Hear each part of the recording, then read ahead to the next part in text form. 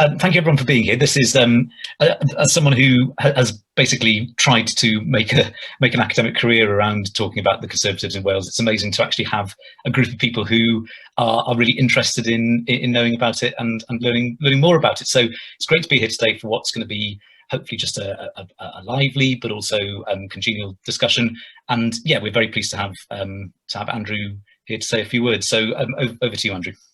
Well, cheers, Sam. Thanks very much. I can see many familiar faces on the top line here. I can. Almost like a rogues gallery it is. Like when you open the Western Mail or the Echo, you see everyone who's been in court for the week, you can. Andrew, it is always good to see you. Good to see you, Altaf, as well, looking so well. Oh, thank you. I do welcome the initiative because I think it's really important. As someone who's been an elected member for 13 years in the Assembly, going on 14 years now, someone asked me the history of the Welsh Conservative Party. I generally wouldn't have too much familiarity with it, to be honest. And it is an area which I don't think we talk enough about, because when you go through the history of it, we've had quite a few successes, as well as a few knockbacks as well. And all other political parties obviously are very proud of their pedigree. And I think it's part of the evolution of the Welsh Conservative Party into a strong, identifiable force within the overall Conservative and Unionist Party as a whole, to be honest. So I welcome the initiative. I welcome what it'll achieve, especially looking at the luminaries who are on here, who are contributing to it. I think, Darren, you were telling me you're in the process of pulling a book together at the moment, which ultimately will capture much of that information that's dispersed around the whole of Wales. I mean, we send our minutes from the group meetings up to the Welsh Library, thanks to David Melding's initiative, that is.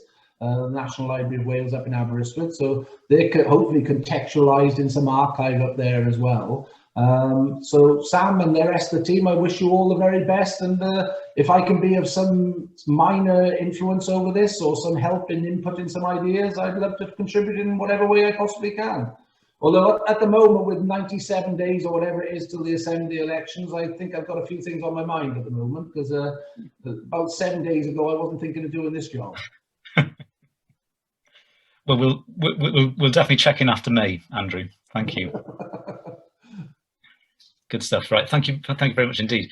I think the way to start this off is almost in a negative way, because the focus of this discussion is essentially, why do we not know very much about the Welsh Conservative Party or the Conservatives in Wales? We can think about whether there's a distinction between those two. So the first thing I'm going to ask, and I'd probably go to David first, is just a simple question: why has the party been understudied? Is it simply just a case of saying, as it is possible to say, that a lot of people who write Welsh history basically come from the left, and we're more interested in writing about the politics that interests us, and that we gravitate to our own political colours? Is that fair, or is there more to it, do you think, David? Well, I think when you're the minority tradition... I made an introduction so the supporter knows who I was. I've got something else playing in the background. Are you hearing me?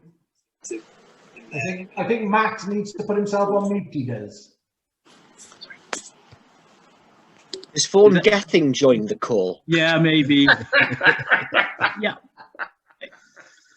I think part of it is that we've been the minority tradition, and where we get coverage, it's been via the fact that we've been broadly the dominant tradition in the UK as a whole. So where things that had been rooted in the Welsh party, either through individuals, because we've had, many prominent people have held Conservative seats in Wales that have made a, UK contribution, or things that generally have been from the party structure in Wales, they tend to get covered more in a UK context. So, historians and political scientists on that basis probably do engage.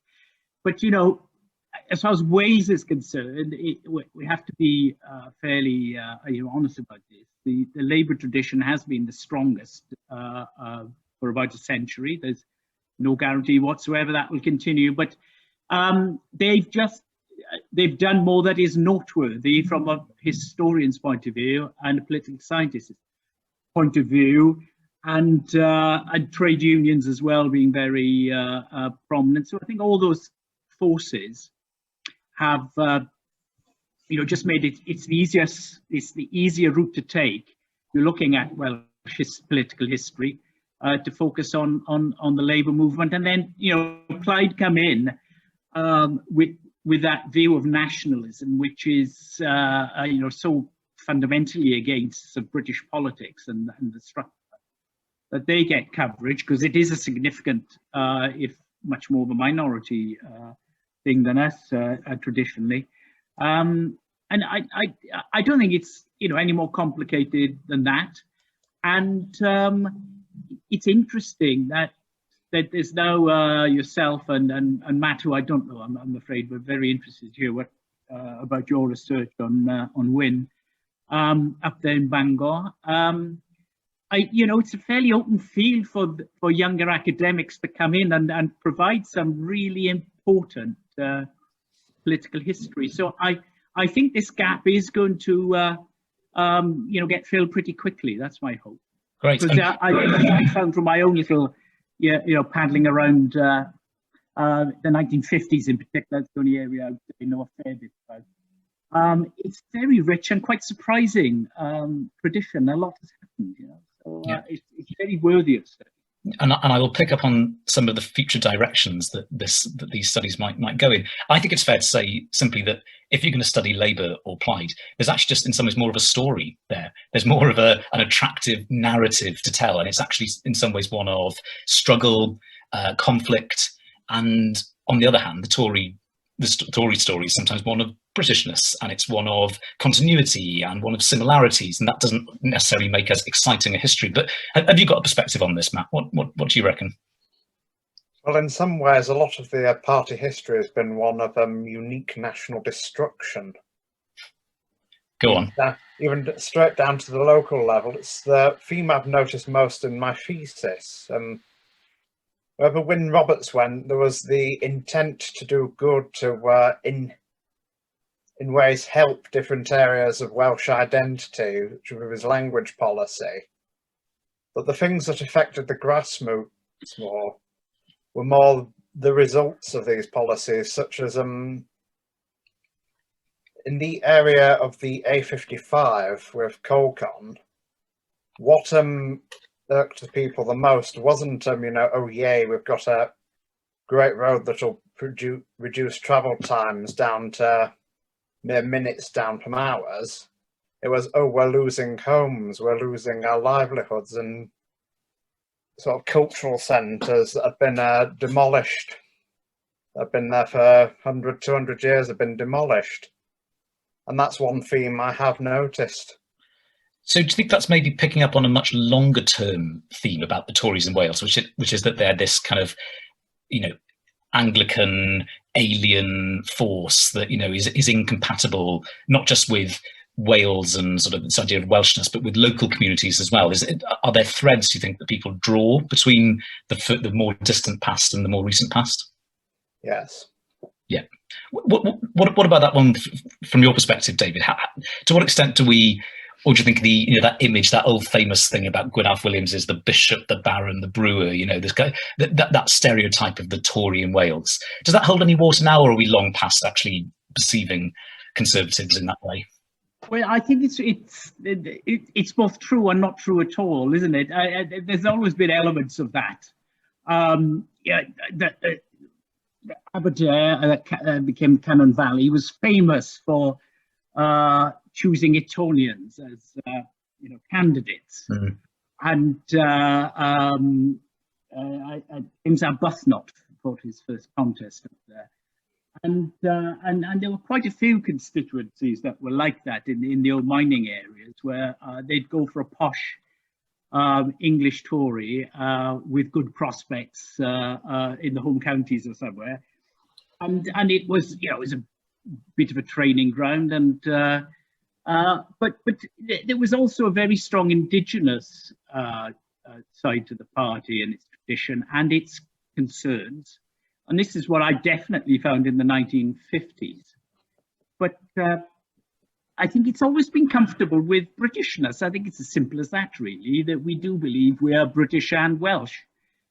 And occasionally our opponents portray, well, not occasionally, our opponents often portray that as actually being, you know, Welsh by sufferance and English rather than British. Well, it's never really been English, but we've been, you know, we've been truly British in our attitudes in terms of candidates going both ways.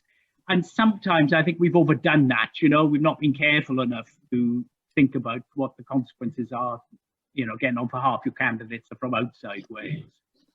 So there have been a few things like that. I mean, we've done some hopeless things as well. Like Go on.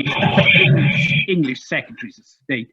I was the researcher in the wonderful Pentline Road, as we used to refer to it then, between 1986 and 89. So I was a member of the research department, but based, you know, nearly all the time in Pentline Road. And I remember when Peter Walker was appointed, there was complete mystification in Pentline Road, and, you know, amongst the party, and then it switched into being, you know, ultra loyal. But it was a, you know, it was a terrible thing to do. And Wynne should have been appointed, of course. And if it wasn't Wynne, someone else should have been appointed from within Wales.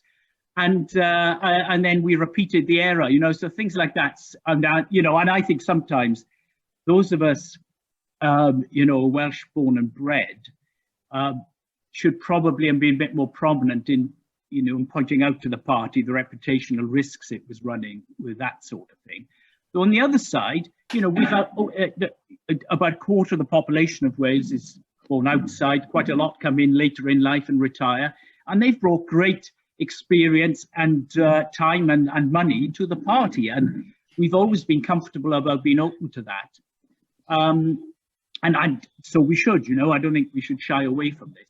But yeah, we've allowed our opponents to paint us a bit like pantomime villains sometimes, and I think we should have been a bit more astute, less naive about some of these things, and proclaim the natural balance of our party, and made sure that that side was covered. You know, we were late into the game in calling ourselves the Welsh Conservative Party. I think we're the last party to have a Welsh conference. You know, we just missed some very easy, low-hanging fruit. And you know, having said that, we were the first party to have a Welsh policy. And of course, we introduced a Welsh minister. So it's ambivalent. Ambivalence is what I would say describes our tradition, and sometimes that's worked against. No, and there's loads to pick up on there. I mean, I sometimes wonder whether we overdo this whole, the Welsh Conservatives have to be very Welsh. If anything, stuff that used to come out of my research is that people much preferred a debonair, articulate English person than a useless Welsh candidate. You know, there was actually this kind of obsession about whether they were Welsh or how Welsh they sounded didn't always seep down to the Conservative voters. But I do agree that the party for decades, literally for decades, knew that it was wrong to send old Etonians up into the valleys to cut their teeth. And yet they just kept doing it over and over again, and they didn't learn. It's just, it's fascinating. But on the other hand... Yeah, can I just finish with an amusing anecdote, which I'm sure will go no further, despite the fact that Crispin is going to send this to the Western Mail or whatever. I'm sure he's not, but anyway, it's been recorded.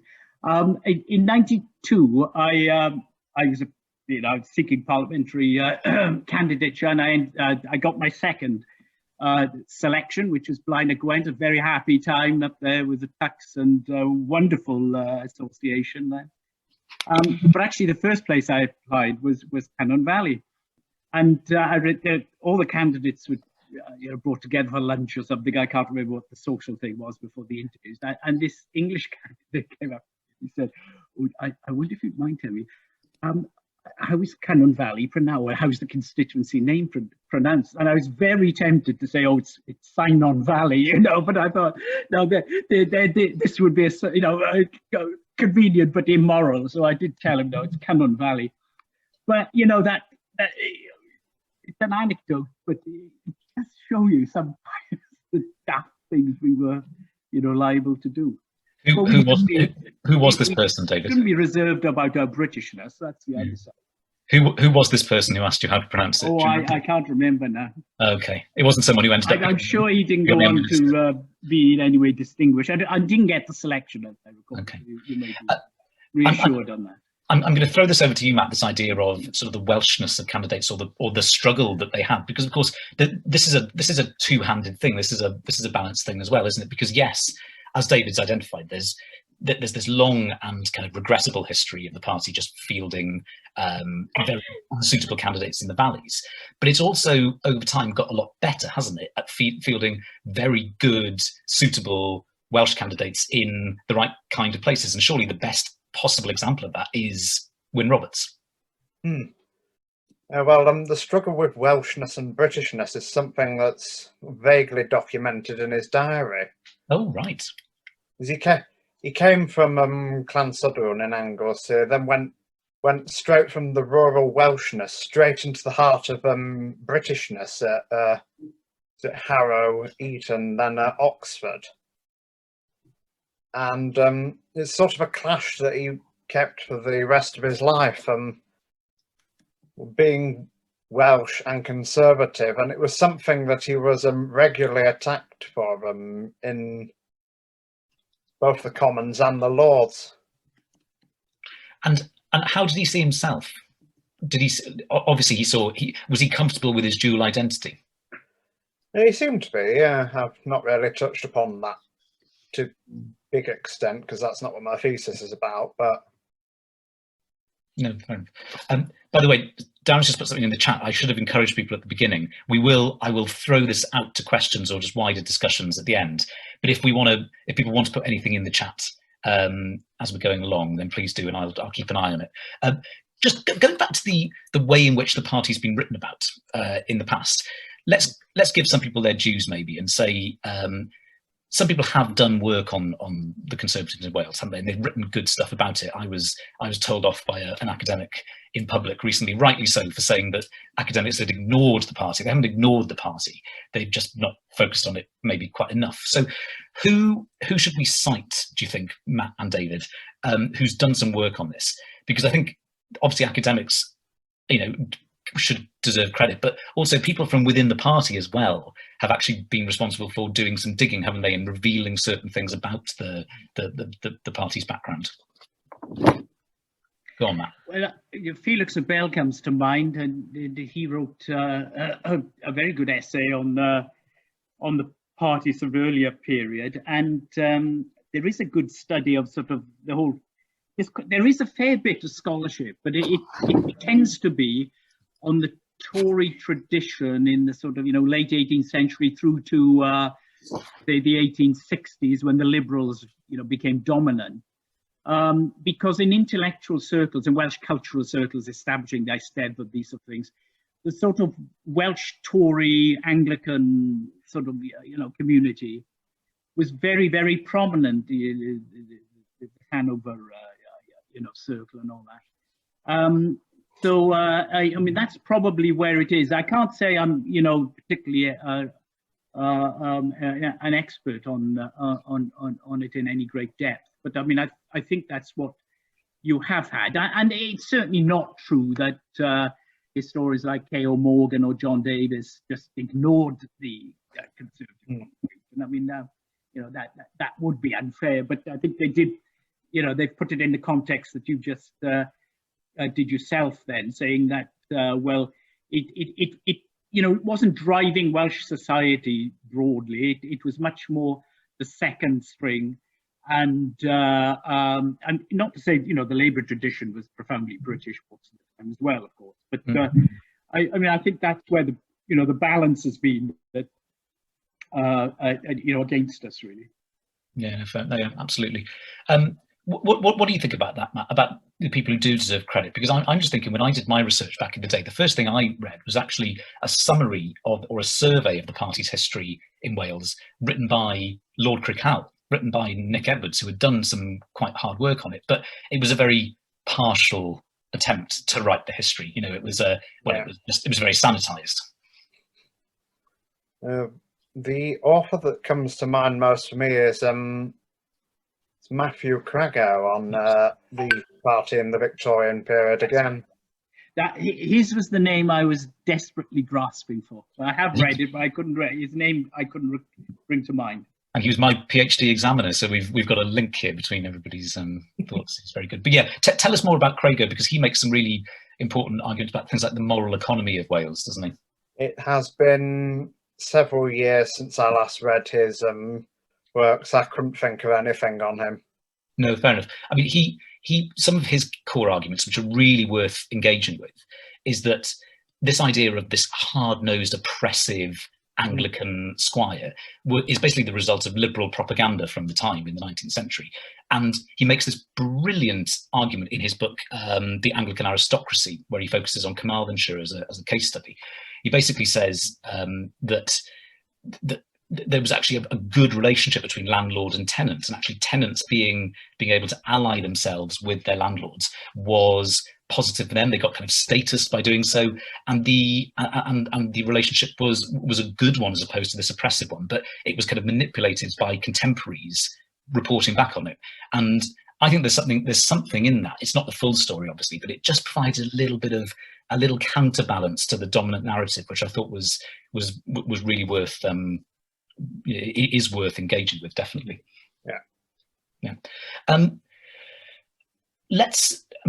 Fast forwarding a little bit further to the future, I've tried to kind of zoom in on why the party might have this reputation because of its Anglican image. What are some of the more recent things that might count against it? And I'm thinking particularly Mrs. Thatcher, obviously, because when I used to go to English universities or whatever and say about what my topic was and try and explain that there is a tradition in Wales of the Conservative Party, or that it gets 30-ish% of the vote at most elections, the only thing I would normally get is but the Welsh hate Margaret Thatcher, don't they? That's not necessarily fair, but that has had an impact, hasn't it? What do you think, Matt? Yeah, it certainly has. I mean, in what way? What do you think Mrs. Thatcher's legacy is in Wales? The best legacy, I would have to say, is the one that she never actually had. Was that she, to a large extent, ignored Wales and thereby left the Welsh office to just get on with the job at hand, which is pretty much what allowed the party to have any sense of Welsh identity in the 80s, and that it was more independently run than anyone thought. As Wyn Roberts surmised in his own words, never has Wales been had any form of autonomy than under the Welsh office, something like that. I can't remember the direct quote, but that would, for me, have to be her best legacy, and that she simply just left it alone. One of my favourite facts about Wales in the 1980s, or the Tory party in the 1980s, is that more people voted for Thatcher's party in 1987, the election after the miners' strike, than they did in 1983. The way that the first past the post works means that they actually lost seats, but they got more votes in terms of actual numbers. So to me, that just shines a light on sort of, there's a divide in Welsh society, isn't there? And actually there's plenty of people who were very keen on clamping down on trade union powers, for example. But David, you were there at the time and watching all of this. What's the legacy of the 80s and Thatcher herself? I think you're quite right to remind people of how successful it was in terms of 79, 83 and 87 must be the three best elections we've had in terms of cumulative support and the levels that we're at. I think 1959, probably until the last election, was the highest we ever had, if I recall, as a vote. But the 80s was, either 79, 83, 87 were very successful elections in terms of the total number of voters. We say that seats fluctuated a bit. But I suppose in terms of wider culture, because, you've got to look at parties in terms of how they serve those that didn't vote for them. And I don't think Mrs. Thatcher's skills were there. Frankly, I think she was tactless in the way she related to the industrial parts of Britain. It wasn't just Wales. It wasn't. I remember one of the first things I was told when I the Conservative Research Department, because I raised something, I think, about, in Wales we got to present things, realising that A lot of people really do not respond to what we're saying, and you know, there's a long shadow with the still very recent industrial conflict and the coal strike. And I remember the assistant director, research department, looking at me and saying, "Oh, you're quite right, but you've really got to remember in all your briefing," and you know, this is for senior politicians, that Mrs. Thatcher just does not understand the industrial areas or the unemployed, and it's not that she has hostile attitudes; it's that it's you know, it's a lacuna, and I think it is a problem, because when you're reaching out to the whole of society and trying, you know, whatever you think about the inevitability of what happened to deep mining, it didn't survive anywhere in Europe anyway. It did end on our watch. It was a process that, you know, it was very vigorous under Labour governments as well. But I think it kind of moved in the 80s from being just about still the anchor type industry in the upper valleys, you know, to being eradicated basically by industrial forces and geological difficulties. And if you look at how the CDU managed something similar in Germany, we did take a very different approach, and ours was a bit like shock and awe and good compensation, but then, you know, what was there to anchor those communities? Whereas in Germany, I think they look much more, well, what would be left in terms of stable industrial organization or job creation in those communities? And that was the focus in the Saarland, for instance, with the CDU really managing some of their very depressed coal mining areas. And we didn't do that. And you know, it was a failure. I think we have to acknowledge that. It didn't affect the people who voted for us particularly.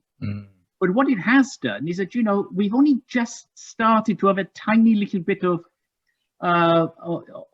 ingress into the Red Wall in South Wales, haven't we? It's been a bit different in North East Wales, a different pattern there. But, you know, these things linger, and I think it's cost us a generation probably. Whereas in some parts, you know, of Britain, they've been, you know, we've been able to move on a bit more quickly. So you know, this is conjecture, but I mean, no, but I think it's backed up by the figures as well. If you look at the share of the Tory vote in various constituencies, it does stop and go backwards from the 1980s onwards. So there is something. I mean, it was never strong anyway, so it's hard to know. But I agree with you. I always think that there's never been a good enough discussion about how the policy of the Tories in the 80s to industry wasn't in itself very conservative in the true meaning of the word, small c with conserving. I also think as well, if I'm being cheeky, that you know, I always try and say to some friends of mine who are Greens, saying that Mrs. Thatcher should be one of your biggest heroes. You know, she accelerated the closure of the coal mines. You'd have done it yourself in a couple of decades later. Which is just a point. But can I? We've skirted around a couple of times talking about, you know, the Tories in Wales, the Welsh Tories, Welsh Conservatism. I'm just going to throw this back to David first. But to what extent, before devolution, David, can we actually even speak of there being a Welsh Conservative Party or Welsh Conservatism? Well, I think the biggest thing that surprised me in the archives was that how strong there was a push within the party in Wales in the 1950s to do this. And in the end, it didn't get encouraged enough by you know, by the party in London, and they were a bit nervous, I think, of some of it, and in the end, you know, they said that the party here wanted to ensure that the central office aide, which was a very significant figure in those days, was Welsh, and that there's all sorts of things about names and national anthems and being on the right standard and lots of things, and a bit also on the Secretary of State. That, you know, they definitely had a programme to present the party as very patriotically Welsh, if I can put it that way. And they thought that Labour had, you know, weaknesses here because of the more traditional Britishness Britishness then, of you know, the labour movement being based on the unity of the working class, rather than, you know, conservatism does fit quite comfortably with national identity and regional identities, and, you know, and multiple identities, I think. So I think there was an opportunity in the 50s to do it, and it wasn't quite grasped. And then, you know, the moment was lost, and then, you know, Labour leapt ahead. And then in the 60s, of course, Plaid Cymru took a lot of that patriotic Welsh territory and turned it into nationalism. And I think that, you know, is, I'm not saying that wouldn't have happened anyway, but I think we would have probably been more competitive in some of that ground. I mean, it was well into the 80s before the majority of Welsh speakers voted Plaid Cymru, you know. And we used to get very good, you know, polling in those areas, and you know, we still do occasionally. But it used to be quite a marker then. So I don't think it's true to say, oh, until devolution came along, we never really took this side of our identity seriously. I think it was there, but it never quite sort of combined in a strong enough force to win the day, really. And there's always been an ease and a pleasure in celebrating our Britishness, and this ended up, you know, in party structures in the end, I think, which was, you know, my view, a bit of a pity, though I don't think in that time when political nationalism was a weaker force, it was such a huge factor. But I mean, it would really be an inhibiting factor now, I think, if we, you know, if we eschewed that side of our identity, I think we would suffer. I think you and I probably read some of the similar documents where the, you know, internal party figures are really wringing their hands. And actually one of the famous quotes, which I think you used to title one of your papers, was, you know, they asked themselves, "Have we been anti-Welsh?" Yeah. And for me, the problem was they couldn't really answer it properly. They sort of had an answer, or maybe they had an answer, but they didn't necessarily have solutions. Yeah. Maybe they couldn't have solutions. I don't know. Yeah, I think that was published in 1967, which is interesting because in the 50s, the sort of those pushing for much more explicit Welsh identity in the party, you know, but had lost really by about 64 at the latest. And then, of course, Plaid comes along, wins in Carmarthen, and then you know, there's this soul searching of have we missed the boat, you know? And yeah, it is very interesting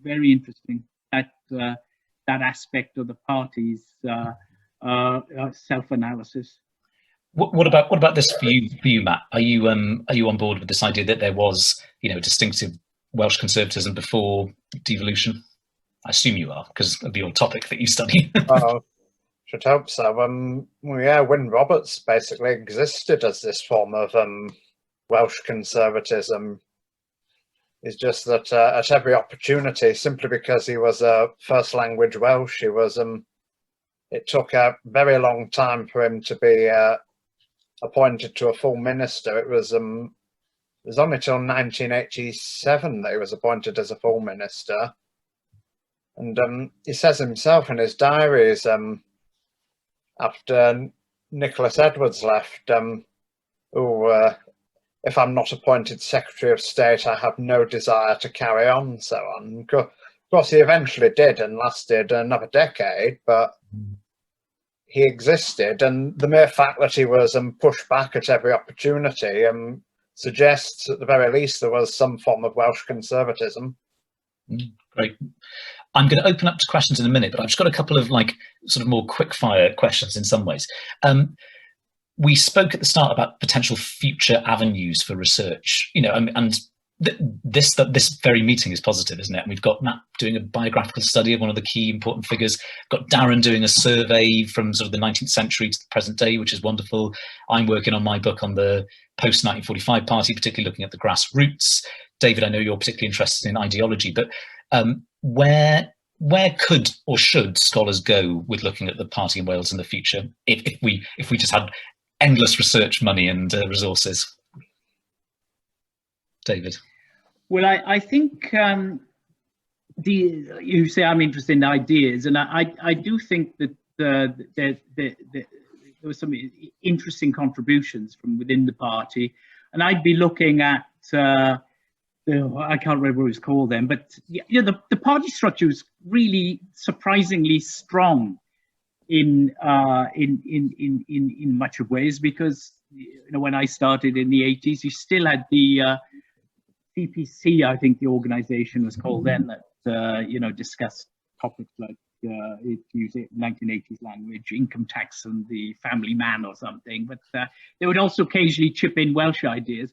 So I'd imagine there's a rich source there, and there's, there was the flourishing of the ratepayers and the independents. I mean, that was in a lot of ways. I mean, that was, clothing, fairly thin clothing for Conservatives, and they did things. And in Cardiff, until '92, I think, was swing city, and an awful lot would have happened there, I think, in the civic life of Cardiff that was influenced by councillors and by the Cardiff MPs. Ian Grist, of course, was also a member of the Conservative Research Department before he became MP. Michael Roberts, not a Welsh speaker, but he was, as Welsh as they came in a South Walian sense, and was a very significant figure, I think, in that period. I think those would be some of the things I would be focusing on, because I think there's a lot that is still in the archive that's just not been read, and someone needs to go through that. And also, in because the party had a structure nearly everywhere, and quite a lot of it's been preserved, not all of it, but in executive minutes, they would minute their political discussions, and I think you'll find there's a lot of material there that I suspect is reflecting on the Welsh dimension, or at least the Welsh application of certain policies, that may be on a UK basis. But I'm sure that it would disprove this view that somehow the instructions came down from London and then were just carried out locally. I think it was a much more of a two-way street, and very interesting interaction. So I suppose those would be some of the areas I would focus on. Well, indeed, I'm saying you might have to do so, which would be great. I think I agree with you completely that local government is one area that is just could be a brilliant study. In fact, I'm not going to do too much on it because I know there's so much, and I don't want to sort of crowd the field. But Matt, if you could have your PhD time period, 3 or 4 years over again, and do a different topic but in the same field, or indeed if you just want to suggest things for other people to do, where do you think scholarship could go? Well, there's so many avenues I've identified from what Wyn Roberts did. I mean, there's a whole notion that you can even just look at the roads and Conservative policy behind that. That's what one chapter's done in relation to the A55. I've tourism and what the other one was, globalism even. Yeah, local things like the Eisteddfod, cultural policies. Absolutely. Yes, Jenny. Sam, perhaps we could also look at housing as a policy as well, and Thatcher's policy around housing. I think it was the '95 conference where she talks about Nick Edwards and the rise of, I think we had something like three probably Conservative members in 1966, and then we jumped to 14. And when she talks about Nick Edwards, she talks about the idea of Welsh identity being integral to this idea of owning your own home. Absolutely. Maybe that's a strand we can look at. I know you've done a bit of work yourself, haven't you, on Nick Edwards? So yeah, perhaps you can feed in a bit of what you've learned maybe about his role. Yeah, I think that's spot on. I think that relates to something that David picked up on, which is that this natural conservatism couldn't express itself more clearly in places like the South Wales Valleys, where owning your own home is a good thing. So housing policy, absolutely. I think that's something that I haven't done enough on, and I could do more. And I'll bear that in mind when I write.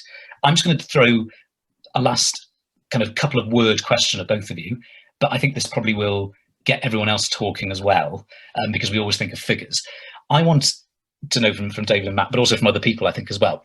Who would you say is the most important Conservative to ever have, A, come from Wales, not necessarily represented Wales or held a Welsh constituency? So the most important Conservative to have come from Wales, and then the most important Conservative from within Wales. So David, I'll give it to you first. Oh, I think that's very difficult to answer, just instantly like that. Apologies, I should have given some advance warning, maybe.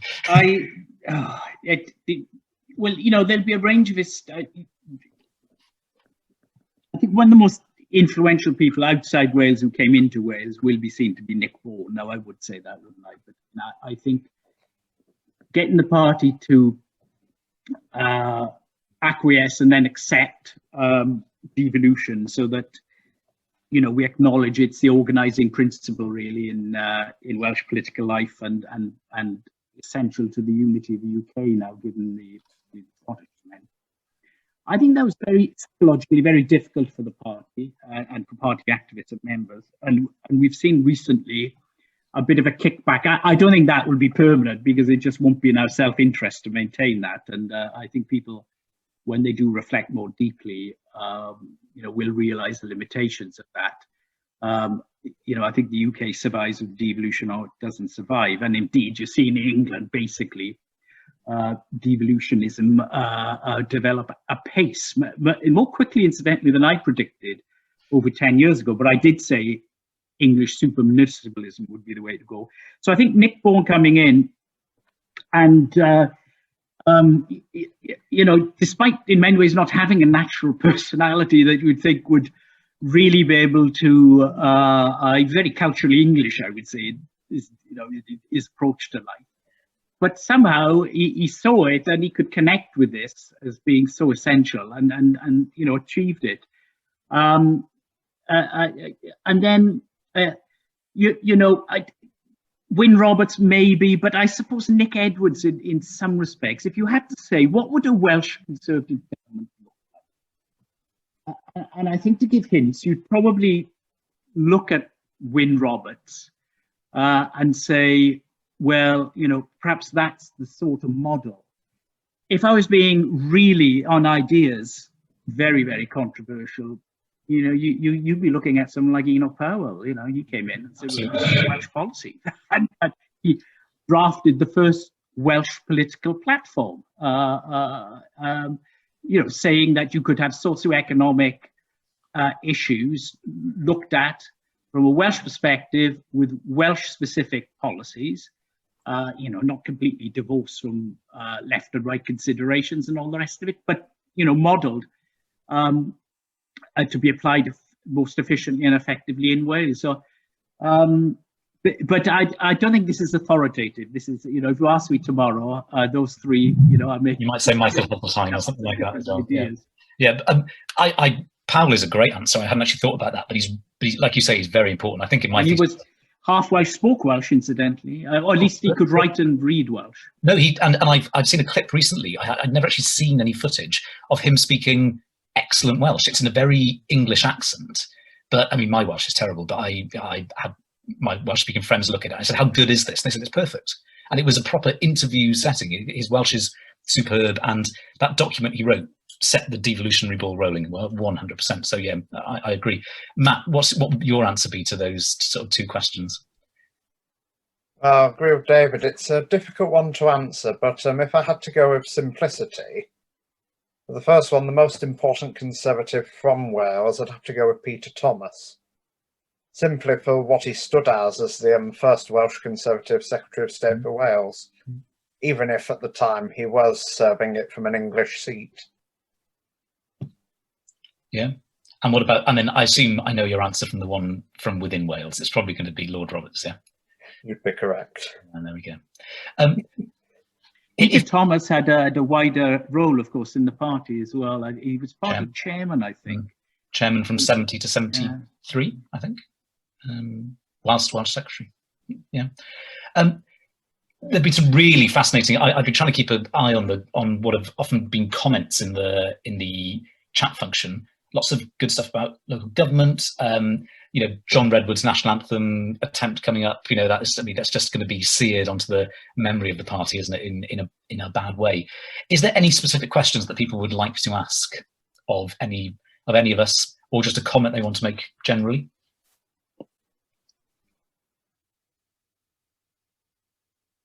I suppose it's just a comment really that was touched upon what you said earlier about old Etonians coming into the valley seats to cut their teeth and everything, and you were saying about how the party knew it was wrong at the time, but it was still doing it, and I think it's one of the things that we see when we campaign as well. I remember the 2016 Welsh Assembly election, where it was very much, we have to push David Cameron on all our literature. And we were saying, listen, when we're delivering these in Rhydyfelin and Hawthorne, it's not get a very good response. And it was still, no, that's what Londoners decided and that's what we're doing. And I think that's still very much there, really, in the sense of London sees it on the whole as Britain, maybe, and a lot of focus group, a lot of stuff like that, and it just doesn't twig then sometimes that there are cultural differences or there's regional differences. Even then, in a constituency, one end of the constituency is a lot different to the other end, and I just think we argue that we're the party of localism and that, and then sometimes we forget that then when we campaign, and our best successes are when we are hyper local, you could argue. And then I don't know. It's just what I was thinking. I don't know if it's something because I'm conscious we're leaving the realms of history now, really, rather than. I think it's something that I'm often conscious about. The local. We could have a whole seminar on the localism thing. Right from the end of the war, when Labour was this centralising Whitehall focused party, the Conservatives made a huge deal out of the fact that they were about town halls, not Whitehall. This idea that you should decentralize, not necessarily do devolution, but you decentralize powers to individuals and local places. And that's an anti-Cold War rhetoric thing as well. But it's a long-term thing for the party. Something else that came into my mind, and I promise this isn't a pitch for the job, for a job in the party. I don't want one, but I wonder if the party needs a historian in it to actually say, the same mistakes are being made over and over again. I don't know. That's an interesting one. Just picking up on this issue of local candidates and what have you, and people coming in from England, should we say?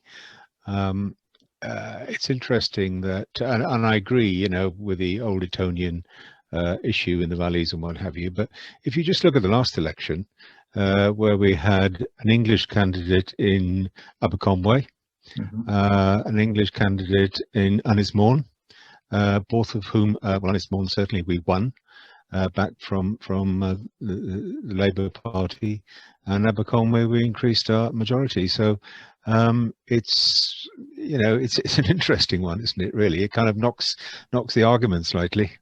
No, I think we do sometimes kind of want to stress the Welsh thing because it's actually an easy analytical framework and an easy analytical tool to do, whereas often general elections are a referendum, increasingly so anyway, on who the Prime Minister is and what the major policies of the day are. One other thing I would say as well is that for a very long time, Conservative associations used to deliberately have, I don't even know if you have presidents anymore in individual Tory associations, but when the president used to be quite a significant figure, associations used to go out of their way to find old Etonians and used to go out of their way to find respectable aristocratic figures because they thought that lent some kind of grandeur to a local association. So you're right. I think you're right, Byron. It doesn't all go one way. There is, people might even like the other side of the non-Welsh aspect.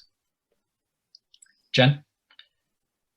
Just on a non-Welsh aspect, but still Wales, I don't think we've really given any thought to the roles of John Stradlin-Thomas and maybe Thornycroft as well.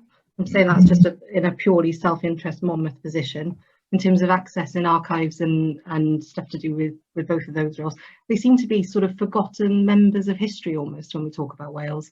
And I wonder if perhaps going forward, that's something we might want to explore a little bit more. Absolutely.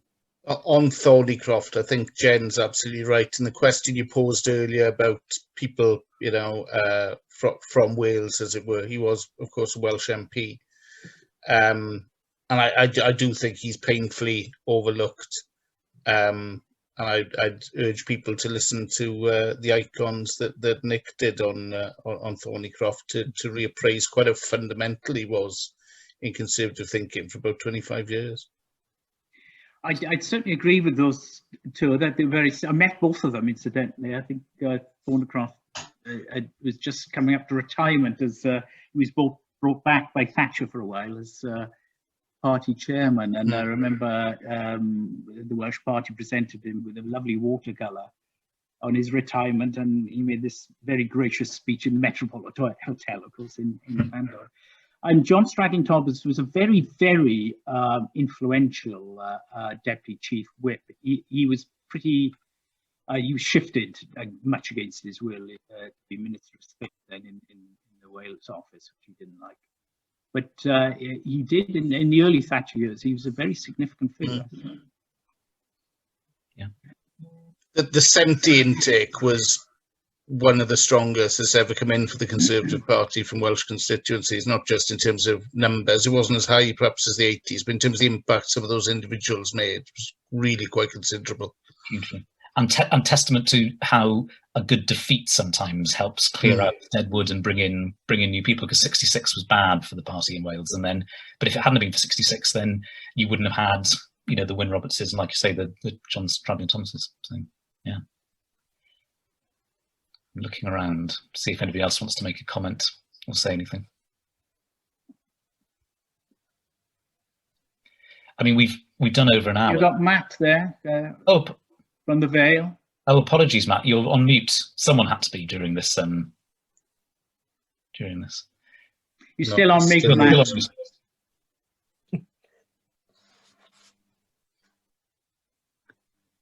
Hey. Hi there. Can you hear me now? Yes. Well done. Hi. I'm very sorry. Very sorry. I mean, it's absolutely fascinating discussion and a brilliant speaker and some brilliant questioning. There's not really anything that I would be able to add to that. I suppose one question I had before joining this evening was the question of how Conservatives think of what Wales is and what, as a nation, what its identity is. There might be an argument for saying that within the contemporary sort of Labour, even Plaid discussion of what Wales is in the mind's eye, often it seems as though they are projecting a series of sort of ideologically progressive, if you like, identifiers onto what they think of Wales as being. It's always not what is conservative, or it's not what is what I suppose what they would say is driven by the political geography of southeast England. I just wondered whether there's if there's a case for saying that that's really misses the point of what Wales is, it misses its distinctive character. Is there then, by extension of that, an argument for saying that maybe we haven't spelt out what our distinctly conservative understanding of what Wales is? Is there a sort of a narrative of Wales and Welshness that could emphasise its small scale, its the importance of towns and villages, the attachment to sort of community, to tradition, to the little platoons, almost in a Burkean sense? I wonder whether that's something. I wonder whether people think that's something that we've really been very good at capturing in the past. I think the temptation sometimes is to take the lead from what Welsh Labour and Plaid are saying Wales is, and then we say in response, well, we'll do it better, or we'll do it in a more modified, well-tempered way. Rather than us spelling out what we think Wales is within and how it sits within a conservative tradition of, say, the sort of Burkean tradition of little platoons. It's a good question. I think that's one for David, if you've got. Well, I know, definitely. I mean, the world doesn't stay the same, does it? And I think when you impose a very firm ideological identity on a country, you have issues then. Because obviously there's a great deal of self-interest when you're doing that, and I don't think you can politically capture the spirit of a free democratic country. I mean, it will change over time, and there'll be a lot of social issues which sometimes can get expressed on the left rather than on the right of politics, simply because those on the left have, dominance and control over influential positions. How many people who are Welsh sought a career in the Labour Party that, had they been born in the southeast of England, would have been Conservatives? I'm not being cynical about that or condemning them. It's a pragmatic thing to do sometimes. So I think our interpretation of the sort of Welsh political genius is as valid as any other. I think some of the cultural and patriotic things we've always been very natural at. So I think those are some of our great strengths. But Jen pointed out that Wales always had a high level of home ownership. It's always had a high level of self-employment. So there are a lot. And it loved its grammar schools. To get rid of them, and very reluctantly. I'm not saying bring them back, but to be,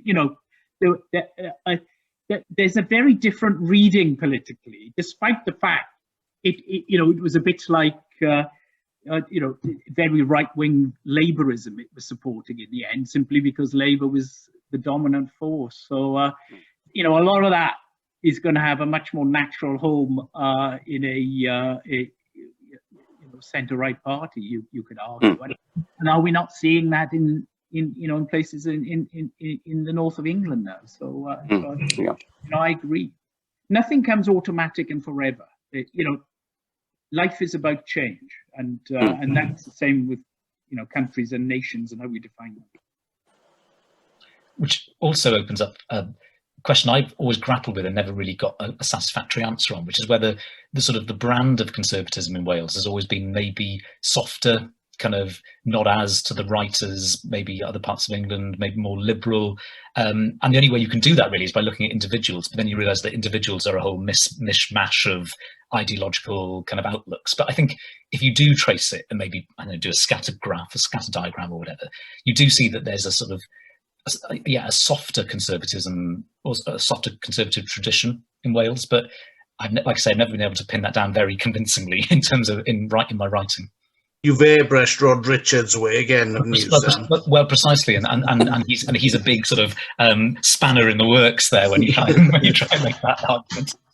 I think in many ways we've had a very rooted conservatism, and until probably the 90s,